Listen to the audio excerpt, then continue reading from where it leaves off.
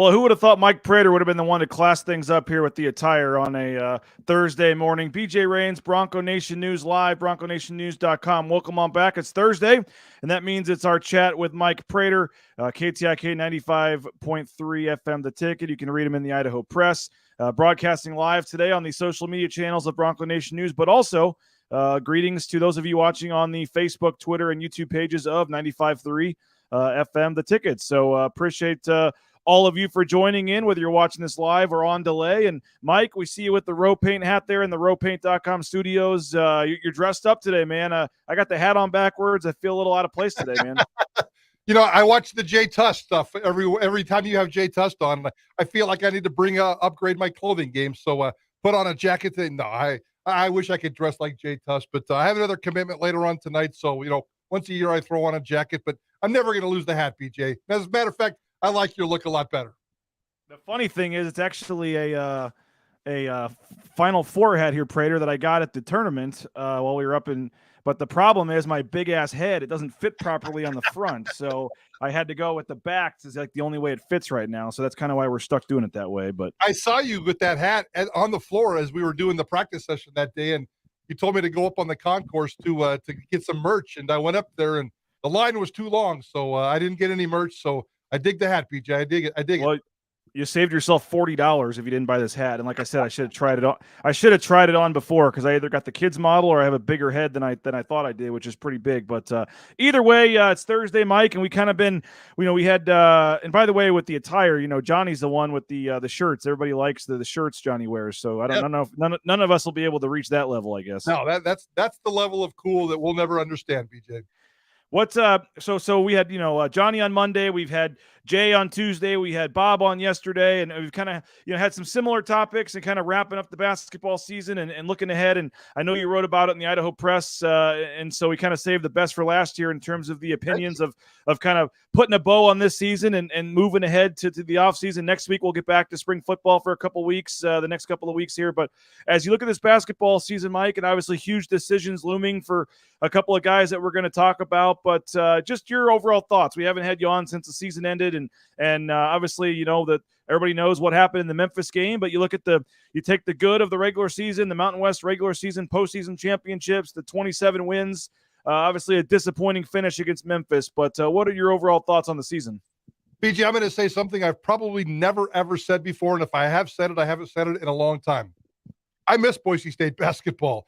It was a gut punch last week, and we all talk to coaches. We've all talked to players about what it's like to have this beautiful season and then go play a basketball game at 10:45, 11:45 in the morning, whatever time it was. And 2 hours later, you're done. And 2 hours later, you're on a charter coming home. And it does trickle down to the media. We love the big story. We love to follow these guys when they have a great story brewing. And Boise State basketball was a fantastic story this year. And I do miss it. I was really getting into the games and the scene and where this basketball team could go. And they did everything they could against Memphis. I'm not expecting him to go out and beat this Memphis team, especially after we saw Memphis in that Gonzaga game, two major heavyweights, and Boise State's not quite there yet. But it was a great season. It was fun. And I hope fans feel the same way in terms of kind of jonesing for Boise State basketball already. They'll get over it for a couple months. They'll get into the summer. They'll get into the spring. They'll get into football. And then maybe they'll get that feeling again next basketball season. I think that's what we're going to talk about today is how to keep this momentum going, whether you're on the court or off the court. Well, Rudy says, agree with Prater. I think I'm suffering Boise State basketball withdrawals. Kurt saying, great article, Prater, on BSU basketball. My wife was at the Denver airport chiming in, hi, Prater. Rudy says, missed the formal wear Thursday memo.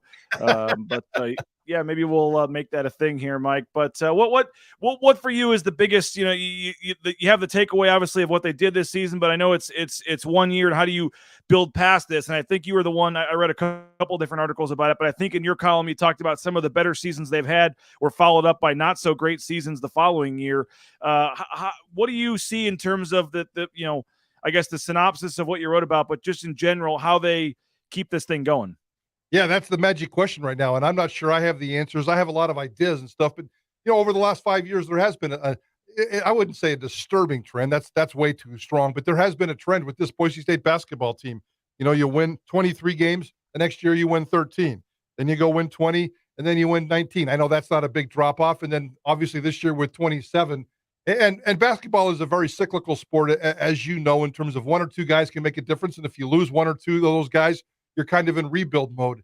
We're not sure if Boise State's in rebuild mode or get better mode right now. I think we're going to spend a lot of time talking about that today. And I know that's what you've talked about with your guys all week long on this show is, the super seniors. Can they come back? Are they going to come back? What's this roster going to look like? I mean, Leon Rice, I'm assuming, is having all these conversations starting next week after we get done through his spring break and tried to figure out his roster. He doesn't probably even know what his roster is right now, but the most important thing is to figure out a way, one way or the other, to keep this momentum going. And I don't know how you do that. Transfer portal, a quick fix if you have to. Trying to keep all five of these guys is a priority for me. And I know Milner and Smith are planning on coming back. We're going to talk about the big three. If you can keep two of the big three, I think that's a hell of a start for this basketball team going into next year. By the way, Prater, I don't know if it would have been funny or not, but I almost surprised you and played the infamous slow growth comment from Leon Rice because I every time I need a good laugh, I go back and I remember at the press conference trying not to laugh because it was a fair, valid question, and Leon obviously didn't like it. And I know that's kind of a running joke or thing, I guess, slow growth between you guys. And I busted that phrase out this week. I hadn't used it for a long time on purpose. I didn't want to use it out of respect to the kind of season they were having, but I did use it on the show earlier this week. I don't even remember what context it was, but and this program still is in a mode of slow growth, although I would probably temper the word slow, and they need to build on the momentum. That's what we're talking about here right now. So there was growth. There's always been growth here, and they took a significant step forward. Now they just need to keep it going. Yeah, I mean, they took the biggest step from one year to the next that they've done in any of the 12 years probably that Leon Rice has been here. But again, it's how do you at least continue to go forward, whether it be small or big, compared to not wanting to go backwards next year. And I think we can talk about charter flights and all that stuff. And you got Rudy saying Bronco Nation has to step up, put my deposit for season tickets in for the first time. I've only bought a smaller ticket packages in the past. Nice. And that's certainly, we can get into all that stuff later. But I think on the court, the initial immediate thing of how does this team continue it, for me, is finding a way to get all your players back. I mean, Abu Kijab is gone, and he's obviously a massive loss. I was talking to I guess Bob about this yesterday. It sounds easy to say, well, you get everybody back except Abu Kijab. Well, the except Abu Kijab part is a pretty darn big deal. I mean, he does so many things for this team and was just such a leader on and off the court. And he is going to be impossible to replace. You may find somebody that can score his 14.8 points per game, but all the other things he brings, I mean, that will certainly be a loss. And we can't just gloss over that and say replacing Abu Kijab is going to be an easy task, because it won't. But if you can get the other three to all come back and expect, improvements from all three of those guys, Shaver, Armoose, and Akot, and then you've got Milner continuing to develop. You've got Najee Smith continuing to develop. You've got Tyson Degenhart, the freshman of the year, continuing to develop. Max Rice, RJ Keene, who, has been described to me as a, quote, more athletic Justinian Jessup, maybe being ready to finally contribute after redshirting this year. You have Sada and Ganga, who, again, had offers from Kentucky, UCLA, Kansas, a top 100 player coming into the program. How much of an immediate impact he'll make next year, I think the verdict is out. But I mean, if you can get all those guys back, the pieces are there. And if you lose a guy and you try to find one more piece in the transfer portal, maybe that's fine. If a Pavle or a Kason Pryor decide to transfer, somebody like that. But for the most part, you lose Abu Kijab, but I think you have a chance to be almost as good next year. And depending on how it shakes out in the transfer portal, maybe as good or better. But again, all three, that's asking a lot. All three of those guys have to independently on their own decide they want to come back. I want to get into each guy individually, but just, I guess, in general, Mike, the roster going into next season, those three guys' decisions and how that changes things. What's your initial take on that? Well, from a basketball standpoint, as an outsider looking at the basketball standpoint, all three of them should come back. There's no way Marcus Shaver is going to the NBA, or I don't even see him as a G League player at this point. Armouche is going to play professional basketball somewhere when he's done with college, so he's certainly got some decisions to make. Akot, he might be the wild card here because he's not only got international options and Canadian options and maybe G League options. I see him potentially having G League options on the road. But coming from a basketball standpoint, I think all three of them should come back. So for me, this comes down to very, very, very personal decisions. and I don't hang out with any of the three. You know all three of them more than I do. So Armouche, he's 25 years old. Is he done hanging out with college kids? And does he want to go back home to hang with family or to hang with a girl and develop and make some money playing professional basketball in Europe? That's a realistic scenario. And that one really worries me because I love Armouche. And the one thing that this staff has always done, even when I was giving them hard times, has been able to develop players at this level. And they've done a really nice, consistent job of developing pro players. And Armouche has developed right before our very eyes. Personally, I like the big guys. So I'm really worried about Armouche. Acott, he's going to go off and test whatever waters, whether it's officially in the NBA or just talking to peers. Again, he's got a personal decision to make. And Shaver, I just think Shaver just needs to come back and have a healthy year. Get his body right, get healthy. He can be a difference maker when he's healthy. He wasn't this year. He was just absolutely a struggle nightmare in the 4 postseason games because of his health. You saw him all the time stretching out his hip and laying down and working out of his hip and looking like he was in pain and not even be able to walk at times. So again, it comes down to 3 personal decisions, and I can't wait to see if they make them. I'm going to guess at least 2 of these 3 come back, BJ, and that's probably good enough for me. Hey, Transportation Compliance Service can help you out if you're looking to get into the trucking industry. And how about this, Mike Prater? They just recently signed up Warren G and his tour bus for their company. So the rapper, I said I wasn't sure what was more surprising, that they went with TCS or that he's still out there touring and rapping. I guess I didn't realize didn't realize Warren G was still doing that. But Transportation Compliance Service, if you're looking to get into the trucking industry, it's a great new career change, a great move. It's kind of a booming industry now with the pandemic. So TCS can help you with all the permits and things you need to do to get out on the road. So check them out, Transportation Compliance Service. They're helping more than 50 new accounts a day get signed up, and it's just a great new industry. So they'll get you out there and get the permits and all that stuff so you don't fail. If you try to do it on your own, it's not going to work. So TCS are the folks you need to call. And United Commercial Insurance, they make business insurance easy. Brandon Meinert and his staff, they're based here in the Boise area. They're big Boise State fans, but they can write policies in 44 states across the country. So if you own a business or you're starting to own a business, check them out. You may think you have good insurance for your business, but they can do all the different liability and insurances, and they can do it probably at a better rate than you're getting now. So just give them a call. Check them out online, UnitedCommercialInsurance.com. And last but not least, dentistry. My new dentist, Dr. Chris Meinert, Boise Dentistry Co. You can check them out. Locations across the Treasure Valley. Those are my kids on the screen there. So you can go talk Boise State hoops with your dentist. Well, if you're don't usually like going to the dentist, he makes it a little more fun. And BoiseDentistryCo.com. My whole family has made the switch. I'm going back again next month. So appreciate Boise Dentistry Co. And again, check them out, BoiseDentistryCo.com. Okay, Prater, I want to start with in depth a little more on each of these 3 guys. Let's start with Marcus Shaver Jr., second on the team, 13.3 points per game, team high 57 3-pointers, played a team high 33.1 minutes per game. And by the way, I just posted like a half an hour ago a article at BroncoNationNews.com kind of detailing all 3 of these guys and their decisions if you want to go on there and check this out.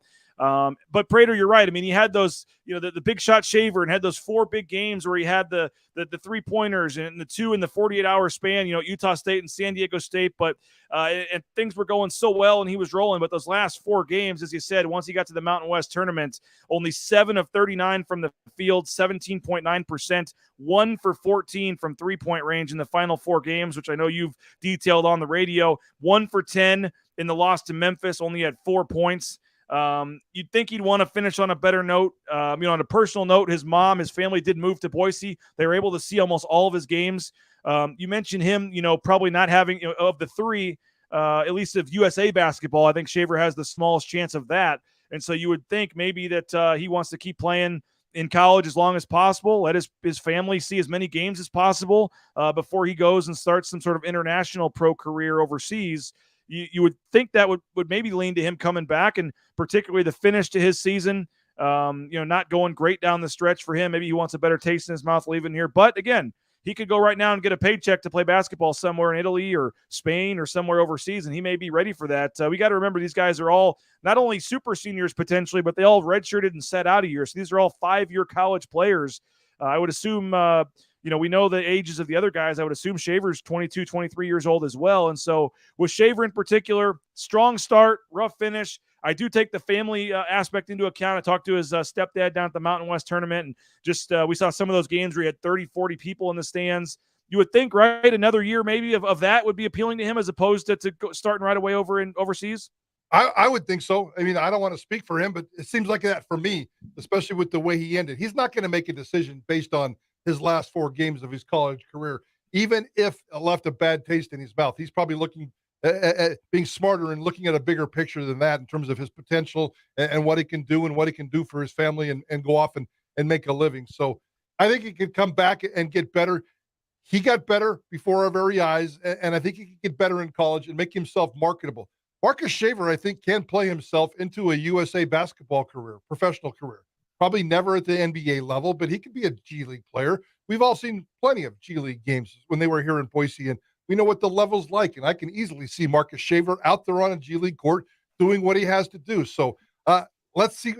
I'm glad you were able to talk to some family and try to figure that out. He's got massive family support, it sounds like, and that's pretty cool. I don't know if they were all showing up because they know that maybe he's moving on. But I really think Marcus Shaver needs to come back. He needs to come back and develop a more consistent shot, more all-around game. Of those 3, just in terms of an all-around game, I mean, he's a great basketball player, but he's got a lot of things he can learn, a lot of things he can pick up. So I really hope, selfishly and for this basketball program, he does come back.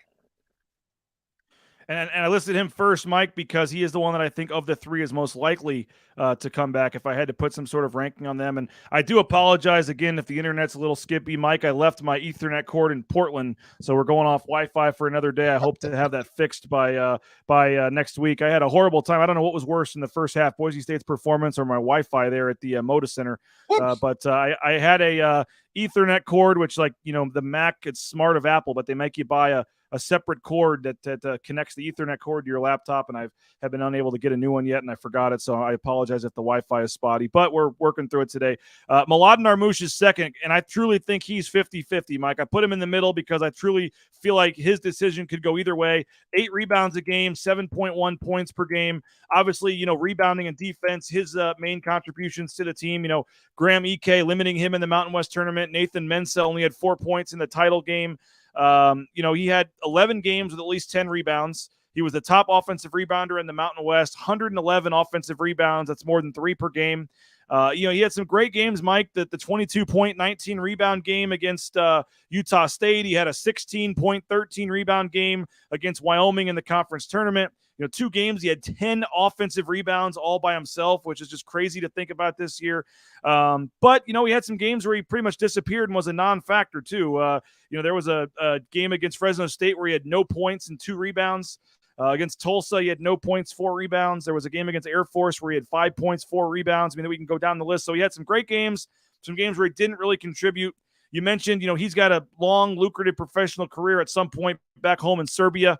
5 years in college, his age, he might be ready to go back by his family, go back home to Serbia and start playing professional ball there.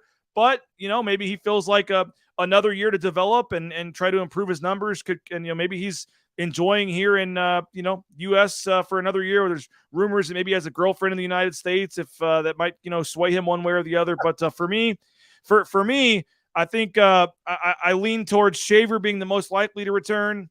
And I've got Armouche right in the middle. I really think, I was hearing earlier in the season, it was unlikely he'd be back. Then I heard later, even Leon was kind of publicly saying the dude's 30 years old. He's got to move on with his life. But at some point, then something kind of changed midway through the season, like I said, whether it's with a girl or just his thoughts on things or what. And now then I was hearing maybe he's more likely to come back. So I truly think Armouche is right there in that 50-50 change. And that's a big swing move for this team because the guard, he's the one guy that's kind of that center and that irreplaceable guy, whether it be on the rebounding or the defense. Nothing against Lucas Milner.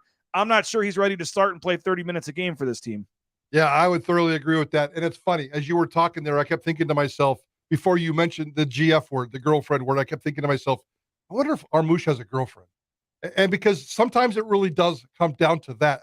Not only sometimes, a lot of times it comes down to that. So if he's got an American girlfriend or a girlfriend here in Boise, that's a big, big difference maker. If he's got a girlfriend back home, that's a big, big difference maker. So let's make sure he's got a girlfriend and let's make sure that he keeps her happy, and that can keep Boise State happy. Here's my issue in terms of basketball.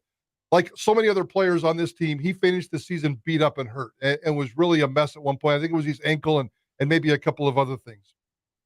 He also, when he was ineffective, except for maybe the Air Force game, I think a lot of times it was against other really big, dominant big guys. So here's two things. He's got more to develop when he can go off and play a big guy. And two, at his age, 25, and with the injuries, and we know, like, Zion Williamson and the history of big men in professional basketball and the toll that it takes on your body. He's a thick dude. He carries a lot of weight and a lot of mass, and his ankles and his knees and his joints are taking a beating. If he's 25, his professional window might be 5 to 7 years at the most. You probably want to go off and take advantage of that. So the girlfriend, the health, the development, to me, those are the three main boxes when it comes to Mladen Armouche. Emmanuel Akot, 6'8" point guard.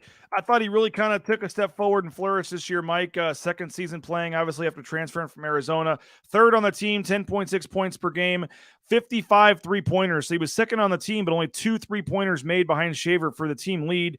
Shot, an impressive 38.7% from deep. For all the big shots Shaver hit too, by the way, there was usually an Akot 3, like in the Utah State game and some of the other games that led to the Shaver shot. So Akot hit some big shots himself, even if it wasn't the buzzer-beating type shot. He did miss those 4 games due to the knee injury in the middle of the season. Maybe wasn't quite 100% coming back. 88 assists, Mike, led the team, but also 75 turnovers led the team. So the assist to turnover ratio wasn't great. We saw him dribbling into 4 guys and losing the ball at times. Had 3 games with at least 20 points. I think 7 games with at least 16 points. Obviously is a talent that showed, great promise, his ability again at 6'8" to shoot the 3-point range. I see him as kind of the wild card because he's got the highest ceiling of the 3. And for me, the chance of playing basketball in the United States, whether it be the G League or the NBA, he has the best chance of the 3, in my opinion. And at 6'8", again, 23 years old, he might just decide, I can go play in the G League right now and make my money. I'm doing it. I'm gone. How much will my stock improve at 24 unless I put up massive numbers? Or he might say, you know what, Kejab's gone. I'm going to be a bigger part of the offense next year. I could take my 10.5 points a game to 15, and I could, shoot 40% again from 3-point range and really help his stock. So I would say, while I do think there's a chance he comes back, he has the most to gain by going ahead and going pro at this point. I have him third on my list. I know some folks like Johnny have it flipped and have him as the most likely to come back. But for me, I just feel like with all the things we've talked about, all 3 of these guys, he would be the one if he left where I would just say, yep, I totally get it. I see it compared to the other 2. And so I've got him as the most likely, I guess the least likely to return, most likely to leave. But I still think that doesn't mean he's leaving. I just think of the 3, I give the highest percentage of him leaving. Where do you go with that? The first thing I would do, 1, enjoy your spring break and get a little bit healthier, and 2, declare for the NBA. I would 100% declare for the NBA. I know players are already doing that. I think Maldonado from Wyoming did that this week, if I remember right. Declare for the NBA. Don't get your agent and go out there and test the waters. Do exactly what Derek Alston did. I would do that immediately because 100% agree with you, BJ. He's got the potential. That length alone and his skill set makes him a very unique individual and a very wanted individual in the world of professional basketball. He's not an NBA player right now. He's got way too many warts to his game that does not allow him. That doesn't mean he can't develop, but I think he can stay here for 1 more year and develop. Maybe I'm being selfish right now in saying that, but you hit the key point, and I didn't think of it this way. With Kejab gone and with Akot coming in, he could be the superstar. I don't know him as well as you do, but it seems like he can be a leader. They march him around as a leader. They talk about him as a potential leader. He could be a glue guy, a locker room guy, and then come out and just fine-tune his game. Smarter decisions. He has to have a smarter mind in terms of the way he plays on the basketball court at time. His skill set's great. His skill set is professional basketball worthy. But the hiccups, the mind hiccups and some of the other things he does, maybe at 23, he should stick around 1 more year. I'd like to see it happen, but the NBA people will tell him, I think he should declare and then figure it out from there. I think Marcus Shaver Jr. probably declares as well, and you'll see the Instagram post and the thank you Bronco Nation thing. But again, there's new rules now. You can even sign with an agent if it's a certified agent and still come back to school. Right. There's new rules this year. So I would say, as I said the other day, don't freak out because I do expect fans for Akot and Shaver at a minimum to at least declare, but they still obviously could come back. And so all 3 of those guys come back, Prater, they're probably the preseason league favorites again. And if all 3 of those guys leave or 2 of the 3 leave, it depends on who, they have some serious work to do in the transfer portal. So I think there's, you hate to say that the next season stands on the decision of 3 people, but it kind of does. It's going to be very interesting to see what happens in the final couple of minutes here, Mike. I want to shift this to your column because there's other issues going on than just these 3 players coming back. And Eric says, before we worry too much about which players are coming back, we should be worrying about if the head coach will be coming back. BSU needs to take care of Leon, make sure he knows he is wanted here. There's only one Power 5 job opening right now, or maybe none. None of the West Coast jobs have really opened up at this point, Mike. So, there always can be a late carousel addition at some point. You just saw the SMU coach, Tim Jankovic, leave yesterday. I mean, I'm not saying Leon's going there, but there are still openings that could potentially happen. Right now, you feel pretty good, though, about Leon staying. You never know if an Arizona State or a Washington or something pops open at the last, here in the next couple of weeks. Things can obviously change. But right now, there's not a job open that he would potentially be a candidate for. I do agree that he deserves a raise. I'm sure he will get one. I even joked with Jeremiah Dickey in Memphis or something. We were talking about it. I said, yeah, you're going to have to add a couple zeros or another comma or something to the to Leon's paycheck. And he just kind of laughed and quickly walked away. And so didn't even want to comment on it to say something. So, no, I think that's got to happen for sure. Whether folks like Leon Rice or not, you don't win the regular season, win the Mountain West tournament, and stay as the 5th highest paid coach in the league. You just don't. So he's going to get more money, I believe. I know you're not opposed. You're not a big fan of adding years to the contract, but I think he's at least going to get more money. I think that's a guarantee. And some of the other comments here are saying, agree with Eric, but it should be extended to the whole coaching staff. Something to be said on stability. Eric saying paying the assistants is one part of letting Leon know he's wanted here. And if you're, I don't know where you stand on that, Mike, and giving Duryea and Burns and some of those guys a little bit of a bump. But you certainly want to, you're going to see some money go to the coaching staff. I still think they'd love to have a full-time video coordinator, a full-time trainer that doesn't have to work with other sports. I mean, they're still, vastly understaffed compared to a lot of teams around the league. They did add Lexus Williams in kind of a hybrid role to do some things this year, but they've still got some key full-time positions they could add if they wanted to. And then you get into the recruiting budget and the charter flight budget and all that kind of stuff. I mean, they could really use an influx of cash into this program. And you have to think that, Jeremiah Dickey and company are going to strike while the iron's hot right now and try to make that happen. But what are your thoughts, I guess, just on beyond the roster, what needs to happen this offseason for this program? Leon Rice is not going to go anywhere, in my opinion, and he should get a small raise just based on what he's done. But I think resources and building around this program, including keeping Burns and Duryea, I almost think Burns and Duryea are the most important parts of this coaching staff.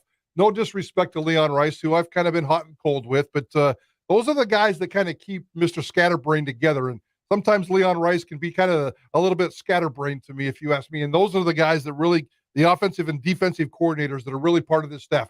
Keep those 2 happy. If you can keep those 3 happy, that's great. And then build the resources around him. Coming off of the greatest season in school history, Jeremiah Dickey only needs to come up with, I don't know, and it only is kind of a dumb word, but $250,000 to $500,000.